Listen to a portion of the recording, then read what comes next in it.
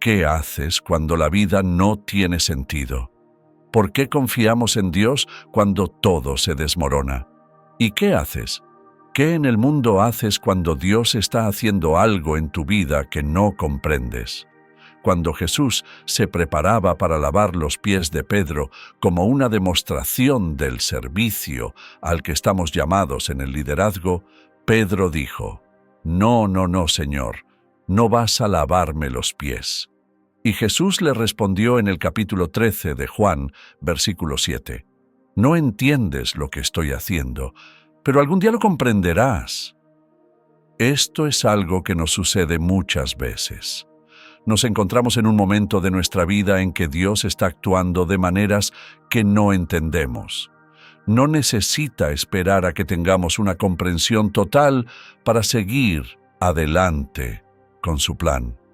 Es ahí cuando Él dice: confía en mí, confía en mí. Yo no sé tú, pero si estoy yendo hacia el este y haciendo autostop, y Jesús para recogerme y empieza a llevarme al oeste, no sé a dónde me lleva, pero confío en Él. Y cuando confías en Él, quien es el camino, no necesitas entender hacia dónde vas. ¿Qué haces cuando la vida no tiene sentido? Habrá momentos en tu vida, amigo mío, cuando nada parezca tener sentido. Pero aquí hay un versículo que recordé mientras estudiaba este pasaje de las Escrituras. Muchas personas lo toman como el versículo de su vida, Proverbios 3, versículos 5 y 6. Confía en el Señor de todo corazón, y no te apoyes en tu propio entendimiento. Reconócelo en todos tus caminos, y Él enderezará tus sendas. Ahora, fíjate en lo que dice. No te apoyes en tu propio entendimiento. Pero escucha lo que dice la Biblia en Isaías 55, versículos 8 y 9. Dios dice: Porque mis pensamientos no son vuestros pensamientos, ni vuestros caminos mis caminos, dice el Señor.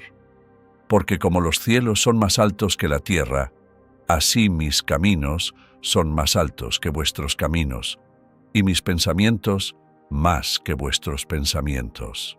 ¿Cuánto más altos son los pensamientos de Dios que los tuyos? No lo puedes medir. Solo porque algo no tenga sentido para ti ahora, no significa que no lo tendrá en el futuro. En los años venideros, quizás en una tierra mejor, comprenderemos el sentido de nuestras lágrimas, y allí entenderemos. Oh, amigo, llegará el día en que Dios hará que todo cobre sentido. No pierdas la fe cuando no entiendas. Solo porque no tenga sentido para ti, no significa que un día no lo tendrá.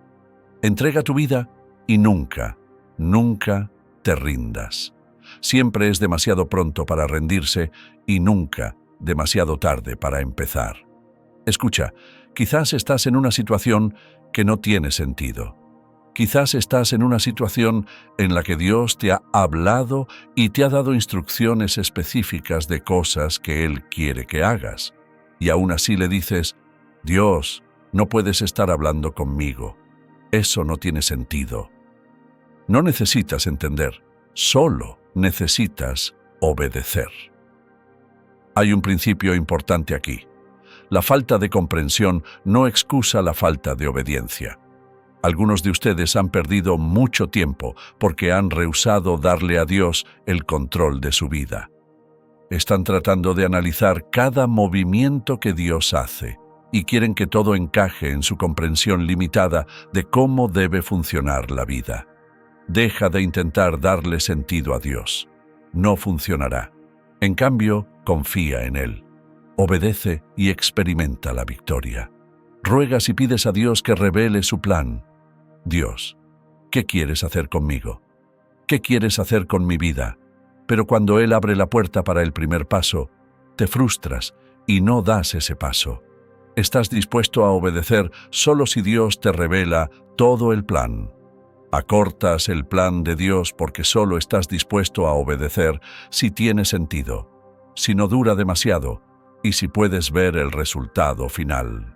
¿Qué haces cuando las instrucciones de Dios no parecen tener sentido? ¿Cómo manejas la situación cuando la vida te da un giro inesperado? Confía y obedece.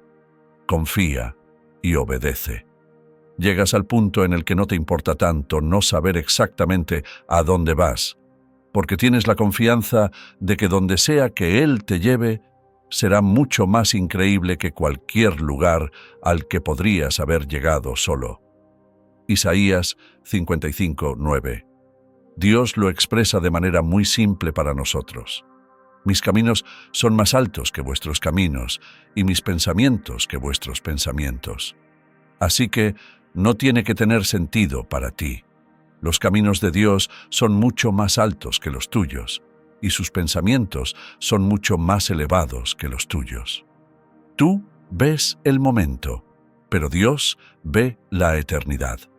Tú no ves ninguna esperanza, pero Dios ve la victoria que se avecina ahora mismo. Entonces, ¿qué dice Dios cuando le dices, Dios, esto no tiene sentido? Dios dice, yo soy Dios, que Dios sabe mejor que tú, y es realmente así de simple.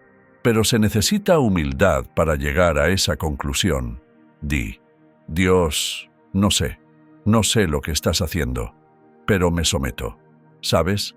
Has revelado ciertas cosas para mí, y por lo que has revelado, te doy gracias. Pero ni siquiera empiezo a creer que tengo toda la historia, porque no creo que podría comprender toda la historia. Sin embargo, lo que sé y lo que conozco sobre tu carácter me lleva a confiar en ti y a rendirme. La cuestión es que Él quiere que confiemos en Él. Quiere que confiemos en su carácter, ¿sabes? Porque cuando conoces el carácter de alguien, eso te tranquiliza sobre las cosas que desconoces de lo que pueden estar haciendo o no en tu vida. Si conozco muy bien a alguien y confío en esa persona con mi vida, y algo ocurre que parece un poco extraño o fuera de lugar, diría, bueno, no sé realmente qué están haciendo, pero los conozco, sé que son de fiar, y sé que es una persona piadosa. Así que, ¿sabes? Le daría el beneficio de la duda.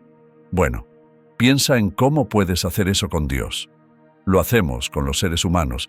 Piensa en cómo puedes hacer eso con Dios. ¿Cómo sé eso? Bueno, ¿conoces a Dios? ¿Entiendes que esa es la respuesta a muchas de las preguntas que tenemos? ¿Qué va a pasar con tal cosa? ¿Conoces a Dios? ¿Sabes cómo es Él? ¿Conoces su carácter? Si conoces su carácter, regresarás y dirás, bueno, no sé qué va a hacer. Hará feia mis cas a esa situación, pero sé esto. Él es bueno, Él es justo, Él es fiel, es verdadero. Como Abraham le dijo a Dios mientras hablaba con él sobre Sodoma y Gomorra, ¿no hará el juez de toda la tierra lo que es justo? Sí, el juez de toda la tierra hará lo correcto. La vida no es justa. Hay muchas cosas que suceden en el transcurso de la vida que no siempre tienen sentido para nosotros. ¿Cómo reconcilias las cosas que son, entre comillas, injustas? Particularmente cuando involucran a Dios y lo que Él hace por una persona y lo que parece no hacer por otra. Por ejemplo, puedes tener dos personas enfermas y al borde de la muerte. Oras por una y Dios milagrosamente la sana, pero la otra fallece. O podrías tener dos parejas que no pueden tener hijos. Oras por una pareja y se embarazan, mientras que la otra no. Y empezamos a evaluar y juzgar las cosas. ¿Eso es justo? Eso no es justo. Y es particularmente difícil cuando esas cosas injustas nos afectan personalmente. ¿Qué haces cuando Dios no hace lo que quieres que haga? Necesitamos entender que los caminos de Dios son más elevados, y algunas cosas simplemente serán un misterio para nosotros y difíciles de entender hasta que estemos con Jesús. Ahora, escúchame, eso no es una excusa. Esa es la realidad y necesitamos reconocerlo. Si siempre intentas explicar algunas de las cosas que son simplemente inexplicables, estarás cavando un pozo teológico más profundo. Y sería mejor simplemente decir que hay cosas que no entiendo en este lado del cielo, porque cuanto más intentes explicarlo, más difícil y doloroso será. Hay cosas que simplemente debemos dejar en manos de Dios y decir: Dios, no entiendo esto, no lo comprendo. Y además, Él es un Dios grande. Y cuando lees el libro de los Salmos en particular, encuentras emociones crudas allí. Está bien decir: no me gusta. Incluso puedes decir: estoy enfadado por esto. Eres un Dios grande, Señor. Te entrego todo esto. Y simplemente voy a confiar en ti, porque no lo entiendo. Sabes, de una manera similar, cuando ponemos las cosas en perspectiva, entiende un pájaro a quien le construye una casita. Comprende un pájaro a quien le pone semillas en el comedero y agua en la fuente. De la misma manera, podemos siempre entender los caminos de quien nos viste y nos alimenta. Tenemos una comprensión finita de las cosas. Estamos limitados en nuestra capacidad para comprender. Al igual que un pájaro, tal vez no entienda lo que estamos haciendo en nombre de él, en el gran esquema de las cosas. Hay muchas cosas en este universo que simplemente no comprenderemos y que solo Dios entiende. B. Phillips una vez dijo que si Dios fuera lo suficientemente pequeño para que yo lo entendiera, no sería lo suficientemente grande para que lo adorara. Hay cosas que debemos dejar a Dios. Isaías 55, versículos 8-9 dice: Porque mis pensamientos no son vuestros pensamientos, ni vuestros caminos mis caminos, dice el Señor. Porque como los cielos son más altos que la tierra, así son mis caminos y mis pensamientos más altos que los vuestros. Salomón, en Eclesiastés 8, versículo 17, dijo: Entonces vi toda la obra de Dios. Nadie puede comprender lo que ocurre bajo el sol. A pesar de todos sus esfuerzos por investigarlo, el hombre no puede descubrir su significado. Incluso si un hombre sabio afirma que lo sabe, en realidad no puede comprenderlo. Algunas cosas, amigos, Dios las reserva para su comprensión y solo la suya. En segundo lugar, también es importante cuando nos encontramos con estas cuestiones teológicas irreconciliables. En segundo lugar, la naturaleza de Dios es buena. Él siempre tiene nuestros mejores intereses en mente. El Salmo 100, versículo 5 dice: Porque el Señor es bueno, para siempre es su misericordia y su verdad por todas las generaciones. Déjame decirte por qué esto es tan importante. Porque la mentira más antigua del mundo es que Dios no es bueno. Cuando nos enfrentamos a desafíos y no entendemos lo que sucede, es fácil empezar a pensar que Dios no es bueno. Porque si Dios fuera bueno, no habría permitido esto, o habría respondido a aquella oración, o cualquier otra cosa que consideremos. Entonces, tendemos a irnos a un lugar oscuro y a pensar que Dios no es bueno. Y por eso está pasando esto. Es la mentira más antigua de todas. Es exactamente lo que hizo Satanás cuando jugó con la mente de Eva en el jardín del Edén. Dios es bueno, independientemente de nuestras circunstancias, pero a veces, tal vez simplemente no es el momento adecuado, o tal vez no es su voluntad. Al final del día, debemos recordar que Dios enderezará cada cosa torcida, nivelará cada desigualdad, tratará cada injusticia y castigará toda maldad, ya sea en esta vida o en la venidera. Él rescatará a todos sus hijos. Lo hará, porque ese es nuestro Dios. La fe consiste en aferrarse a las promesas de Dios cuando la vida se desmorona. ¿Sabes qué es lo que más me reconforta cuando mis oraciones no se responden como deseo? El hecho de que incluso a Jesús no siempre se le respondieron sus oraciones. Esto puede sorprenderte, pero piensa en esto. Cuando Jesús oró al Padre en el jardín, dijo: Padre, si hay alguna forma de que esta copa pase de mí, si hay otra manera, hágase tu voluntad y no la mía. Tete Tursi. La Biblia dice que oró no una ni dos, sino 3 veces, y el Padre le dijo que no había otra forma. Escúchame, ser cristiano no nos hace inmunes al dolor y al sufrimiento. De hecho, podría decir que, como cristianos, somos más susceptibles a ellos. Pero la promesa que Dios nos da es que siempre tendremos un compañero constante que camina con nosotros y nunca nos abandona. Esa es la diferencia entre nosotros y alguien sin fe. Un incrédulo se aferra a la arena movediza. Nosotros nos agarramos a la roca, al ancla, que es Cristo. Esa es la diferencia. Cuando estás lidiando con las dificultades de la vida y no logras entender lo que Dios está haciendo, y en realidad no te gusta nada de lo que está haciendo, tienes una elección. Puedes enojarte, frustrarte, llenarte de amargura, y créeme, muchas personas lo hacen. O puedes sentarte y decir, Señor, tú sabes, yo no lo sé, pero tú sí, y esperaré. La vida estará llena de preguntas sin respuesta, y podemos creer que Dios es fundamentalmente bueno y confiar en Él, incluso cuando las cosas no tienen sentido. Al final, esa es la elección. Las cosas en la vida, amigos, en caso de que aún no lo hayan entendido, no siempre tendrán explicaciones sencillas. Está bien decir, no me gusta esto, no lo entiendo, pero confío en el Señor, que está en el trono y que se preocupa por mí.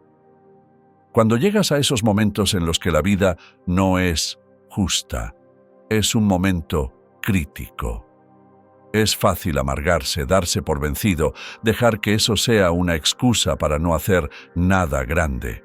Debes encontrar fuerzas, decir, Dios, esto duele. No tiene sentido, pero sé que aún estás en control. No lo habrías permitido si no tuvieras un propósito en ello. Parte de la fe es confiar cuando la vida no tiene sentido. Nunca entenderemos todo lo que ocurre. No puedes permitir que una traición, un divorcio, una mala temporada arruinen el resto de tu vida. Sé que no fue justo. Sé que fue doloroso. No fue tu culpa. Pero no puedes detenerte ahí. Tienes la responsabilidad de levantarte. No te rindas. Sigue luchando la buena batalla de la fe. Sigue corriendo la carrera con perseverancia. Las cosas no siempre tendrán sentido en este lado del cielo, pero algún día estaremos con Él para siempre. Es posible que el hombre, con su naturaleza humana caída, pueda traer paz a nuestro mundo. Winston Churchill dijo que no. Churchill afirmó que nuestra moral está muy por detrás de nuestro avance tecnológico. Piensa en lo que ha sucedido en los últimos 100 años. Hace un siglo no teníamos radio y mucho menos televisión. Apenas teníamos algunos automóviles y en la parte del mundo en la que yo vivía nadie los había visto. No teníamos aviones. El primer avión voló en este siglo, en 1903, en Kitty Hawk, Carolina del Norte, y nuestra naturaleza humana no ha cambiado. Seguimos siendo seres humanos capaces de cometer cualquier tipo de crimen y somos capaces de hacer la guerra. Ha llegado el momento de examinar algunos de esos pasajes en la Biblia que hablan sobre el futuro de nuestro mundo y preguntarnos, ¿hay alguna esperanza? Una persona puede vivir toda su vida sin sexo. Puede sobrevivir sin comida unos 75 días. Leí sobre un hombre en huelga de hambre en Gran Bretaña que vivió 70 días sin comer. Es posible vivir alrededor de 10 días sin agua, quizás hasta 6 minutos, sin aire u oxígeno. Pero, según sociólogos, psicólogos, psiquiatras y clérigos, es casi imposible vivir sin esperanza. Y una de las grandes necesidades de nuestro mundo hoy en día es la esperanza. Y muchos jóvenes han perdido la esperanza, por lo cual muchos de ellos se están rebelando y recurriendo a las drogas y a otras cosas. No ven esperanza al mirar hacia el futuro. Leemos sobre el cambio climático, hablan del Armagedón, del genocidio global, del fin del mundo. Y casi a diario lo vemos en la prensa, en la radio o en la televisión. Siempre alguna referencia a ello. Un filósofo de Nueva York dice que, como nunca antes, América necesita una filosofía de esperanza y confianza. El ex primer ministro de Canadá, en un discurso reciente, dijo que miles de millones de personas viven hoy sin esperanza y que esta es la mayor necesidad de nuestra generación. Muchos están tentados a rendirse, a apartarse de la realidad. Así, cada vez más personas buscan esperanza en estos tiempos. Por eso, los signos del zodíaco están siendo estudiados como nunca antes. Los médiums espirituales prosperan y se usan masivamente computadoras para predecir el futuro. Escuchamos mucho sobre astrología. El autor de Best Sellers, Herb Cohen, afirma que el sentimiento más generalizado hoy en día es de desesperanza e impotencia.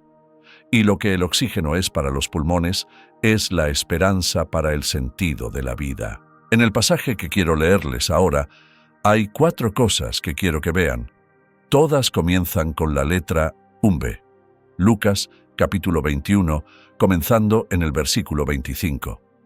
Entonces habrá señales en el sol, en la luna y en las estrellas, y en la tierra angustia de las naciones, en perplejidad por el bramido del mar y de las olas, desfalleciendo los hombres por el temor y la expectación de las cosas que sobrevendrán en la tierra, porque las potencias de los cielos serán conmovidas. Y entonces verán al Hijo del Hombre, que vendrá en una nube con poder y gran gloria. Cuando estas cosas comiencen a suceder, erguíos y levantad vuestra cabeza, porque vuestra redención está cerca. Las 4 cosas que quiero que vean son las siguientes. En primer lugar, una visión del mundo actual. ¿Cuándo comienzan a suceder estas cosas? ¿Qué cosas? Las cosas de las que acabamos de hablar. Los discípulos le hicieron una pregunta a Jesús, y en Mateo 24 dijeron: ¿Cuándo serán estas cosas? ¿Cuál será la señal de tu venida y del fin del mundo? Jesús dijo: no especulen. Dijo que no especularan sobre el fin. Va a llegar el fin del sistema de maldad del mundo, pero el reino de Dios prevalecerá finalmente. Dios va a tener el control de todo antes de que termine, y el reino de Dios triunfará. Y la respuesta de Jesús, en Mateo 24, a estas preguntas abarcó 94 versículos, en los cuales dio un escenario completo. Jesús dijo que uno de los factores sería el miedo a la destrucción inminente. Los estudiosos del griego nos dicen que eso significa las potencias de los cielos serán conmovidas. Sentiremos miedo. Dijo que habrá guerras y rumores de guerras, y en este siglo que se denominó el siglo cristiano, una revista llamada El Siglo Cristiano fue fundada en 1900, porque se pensaba que este sería el siglo cristiano. Al comienzo de este siglo parecía que el mundo se estaba llenando de bondad y amor, y había un gran optimismo en Europa, en América y en todo el mundo. ¿Y qué ha pasado en este siglo? Hemos luchado en las guerras más sangrientas y más personas han muerto en guerras en este siglo que en todos los siglos anteriores juntos en los últimos 1000 años. ¿Qué ocurrió? La naturaleza humana no se tuvo en cuenta. Guerras y rumores de guerras. Luego dijo que habrá señales en el cielo. Señales como la militarización del espacio exterior con satélites de Estados Unidos y la Unión Soviética equipados con armas láser, bombas nucleares y de neutrones que pueden descender desde los cielos a cualquier lugar del mundo. Todas estas cosas sucediendo, señales en el cielo. Hablamos de la Iniciativa de Defensa Estratégica y otras cosas relacionadas con señales en el cielo. Nos dicen que muchas naciones están a punto de conseguir la bomba atómica y, si alguna nación pequeña se ve acorralada, podría empezar a lanzar bombas, provocando una reacción en cadena. En algunas de estas conferencias he escuchado escenarios de científicos y destacados educadores sobre esto. Jesús también dijo que otra señal serían las enfermedades, el hambre y el sufrimiento a una escala sin precedentes en la historia del mundo. Hoy en día hay más personas muriendo de hambre y padeciendo enfermedades, a pesar de toda nuestra medicina moderna y todos los recursos que tenemos. Y luego dijo que habría inmoralidad a gran escala. Las personas intercambiarán parejas y, como en los días de Noé, así será en los días de la venida del Hijo del Hombre. Comían, bebían, se casaban y se daban en matrimonio. Las estadísticas de divorcio en todo el mundo, incluyendo la Unión Soviética y Gran Bretaña, son alarmantes. En 2 Timoteo 3, 1, 5, me encontraba un día en un avión, sentado junto a un hombre muy conocido, profesor de sociología en una de nuestras grandes universidades. Estaba leyendo el 3er capítulo de la traducción de Timothy y Philip, y un hombre sentado junto a mí me preguntó, ¿qué estás leyendo? Le respondí que estaba leyendo una parte de la Biblia. Me dijo, ¿te importaría si leo un poco para ver? Me comentó que realmente nunca había leído mucho de la Biblia, así que le dejé leer este pasaje. Pero debes darte cuenta de que en los últimos días los tiempos serán peligrosos. Los hombres se volverán totalmente egocéntricos y avaros, llenos de palabras altisonantes. Serán orgullosos y ofensivos, sin respeto por sus padres. Carecerán por completo de gratitud, reverencia y afecto humano normal. Serán despiadados, escandalosos, incontrolables y violentos, odiadores de todo lo bueno. Serán traicioneros, imprudentes y arrogantes, amando lo que les da placer en lugar de amar a Dios. Mantendrán una fachada de religión, pero sus vidas negarán la verdad. Aléjate de personas así. Cuando terminó de leerlo, se volvió hacia mí y me dijo, ¿sabes? Eso realmente describe a nuestro país hoy en día. Me preguntó si realmente eso era la Biblia, y le dije que sí, que eso se escribió hace más de 2000 años. Es una predicción de lo que sucederá en el futuro. Y él me dijo, está sucediendo ahora mismo. Lo vemos todos los días en los periódicos, en todos los artículos que tengo que leer y en los libros que estoy escribiendo. Incluso me comentó que podría usar ese pasaje en su próximo libro. Entonces Jesús dijo que habría evangelización mundial. En Mateo 24:14 dice, y este evangelio del reino será predicado en todo el mundo como testimonio a todas las naciones. Y entonces vendrá el fin. Ahora, en este momento, el mundo entero puede escuchar sobre Cristo por la radio, la televisión y la prensa escrita. No hay un solo lugar donde alguien no pueda sintonizar. ¿Sabes cuántos televisores hay en la Unión Soviética? Tienen diferentes canales, más en línea con el sistema europeo y más claros que en los Estados Unidos. Y en China, tuvimos el privilegio de ir a varias universidades y proclamar el Evangelio, responder preguntas. ¿Quién habría imaginado eso? Anoche estuve hablando con un líder chino y me dijo, ¿sabes? Creemos que es la primera vez en la historia que un clérigo ha visto al primer ministro de China. Al segundo día de su inauguración, el nuevo primer ministro, el señor Li Feng, nos invitó a ir, y todo nuestro grupo pasó 50 minutos con él.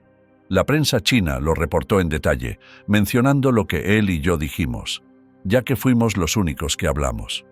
Jesús no nos dice cuándo sucederán estas cosas. Pero la siguiente palabra que tengo es vigilancia. Dice que debemos vigilar y estar atentos. Cuando estas cosas comiencen a suceder, debemos alzar la vista. Debería haber esperanza, no miedo. El mundo fuera de Cristo puede temer la posibilidad de aniquilación, pero tú y yo, como creyentes, esperamos con gran esperanza la llegada del reino de Dios, porque Cristo regresará. Podría venir esta noche mientras duermes. Cuando una persona muere, ese es el fin del mundo para ella. La gente me pregunta, ¿cuándo será el fin del mundo?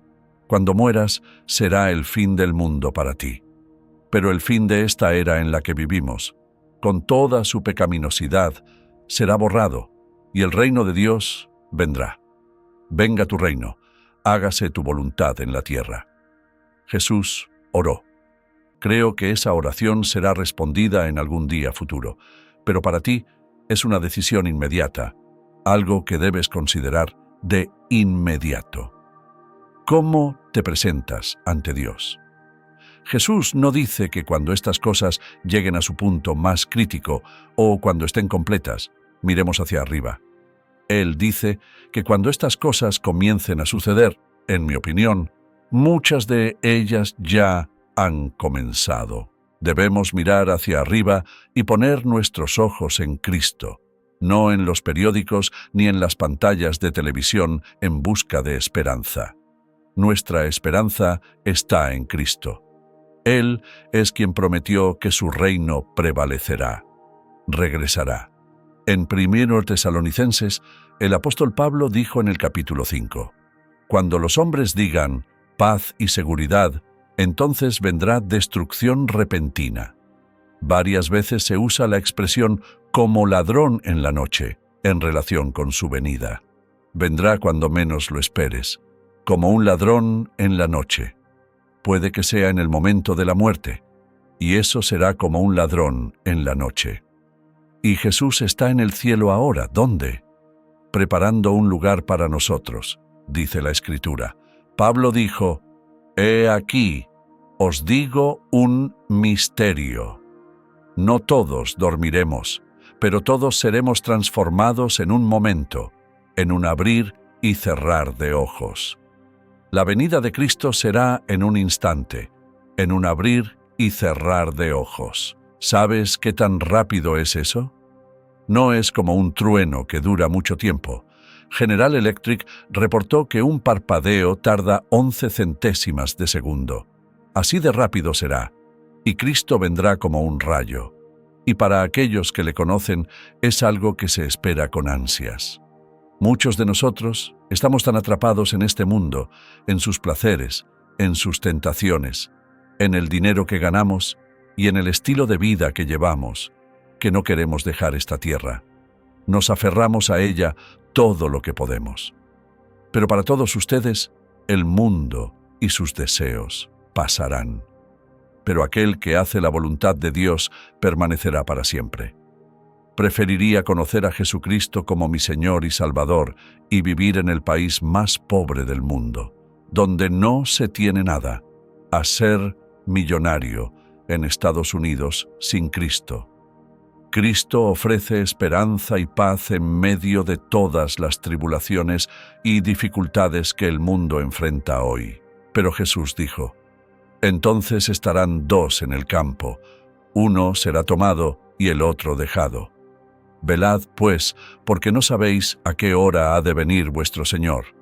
Por tanto, estad también vosotros preparados, porque a la hora que no pensáis, vendrá el Hijo del Hombre». ¿Estás listo? Él dijo que estuviéramos listos. ¿Cómo te preparas? Asegúrate de haber arrepentido tus pecados. Arrepentirse significa cambiar tu forma de vivir, cambiar tu mentalidad. Significa que ocurre una transformación. Vas en una dirección en tu vida y decides dar un giro y tomar otro camino. No puedes hacerlo solo. Necesitas la ayuda de Dios para arrepentirte. Y luego, por fe, debes recibirlo en tu corazón. Acércate a la cruz donde Él murió por ti. Él cargó con todos tus pecados y llevó tu juicio. Porque la Escritura dice que cuando mueras, te enfrentarás al juicio. Habrá un día en el que todos daremos cuenta de lo que hemos hecho aquí, de nuestros pensamientos y nuestras intenciones. Y luego, el tercer punto, la visión de esperanza. Debemos mirar hacia arriba. La Escritura dice que donde no hay visión, el pueblo perece. Peter Jenkins, escribiendo en el Guardian en Gran Bretaña, dijo hace un tiempo: todos hemos entrado en un territorio desconocido y no hay una visión clara de cómo será el futuro. Jesús nos da una imagen clara del futuro. Pablo dijo: si en esta vida solamente tenemos esperanza en Cristo, somos los más miserables de todos los hombres. Si esto es todo lo que hay, esta vida, somos los más miserables de todos. Pero hay una vida futura. Hay algo que esperar, algo por lo que alegrarse, algo que anticipar. Muchas veces mi esposa y yo nos acostamos y hablamos sobre ello. Decimos: ¿no sería maravilloso si Cristo viniera esta noche? ¿No sería maravilloso si mientras dormimos simplemente entráramos en su presencia? Yo lo espero con ansias. Espero con anhelo su venida, si Él viene en mi vida. Espero con ilusión la muerte. Porque ves, el aguijón de la muerte ha sido quitado gracias a su resurrección. Él está vivo, y porque Él vive, también viviremos nosotros. ¿Qué esperanza tenemos? Recuerdo que hace muchos años estaba predicando en Alemania y me invitaron a visitar a Konrad Adenauer. Nunca lo había conocido, ni sabía que él sabía de mi existencia. Pero estábamos predicando en diferentes partes de Alemania y había mucha atención en la prensa al respecto. Así que me invitó a verlo a las 11 de la mañana, y fui. Cuando entré, me ofreció una taza de café. Estaba en su último año como canciller de Alemania. Comenzó directamente y me dijo: «Joven, ¿crees en la resurrección de Jesucristo?». Me sorprendió. Le respondí: «Sí, Señor, lo creo». Y él dijo: «Yo también. Si Jesucristo no resucitó, no veo ninguna esperanza para la raza humana. No hay ni un rayo de esperanza mientras estoy aquí sentado, a menos que esa esperanza esté en la resurrección de Cristo». Y añadió: «Cuando deje el cargo, voy a dedicar mi tiempo a escribir sobre esta esperanza». Y hablamos durante unos 40 minutos sobre la esperanza de la resurrección. Hoy en día, muchas personas piensan en esto. Personas en altos y bajos niveles, personas en universidades. Voy a universidades hoy en día, ya sea en la Unión Soviética, en China, en Europa o en Gran Bretaña, donde he tenido el privilegio de estar en Oxford y Cambridge en varias ocasiones y responder preguntas de profesores, personal y estudiantes. Y todos hacen las mismas preguntas, casi en todo el mundo. ¿Cuál es el propósito de mi vida? ¿De dónde vengo? ¿Por qué estoy aquí? ¿Hacia dónde voy? ¿Cuál es la esperanza de nuestro mundo? ¿Qué lío en el que está el mundo? ¿Cuál es la causa de ello? Y trato de responderles a partir de las Escrituras. Es interesante ver cuán profundas son sus preguntas, cuán reflexivas son en todas esas universidades. ¿Conoces a Cristo? ¿Él domina tu vida?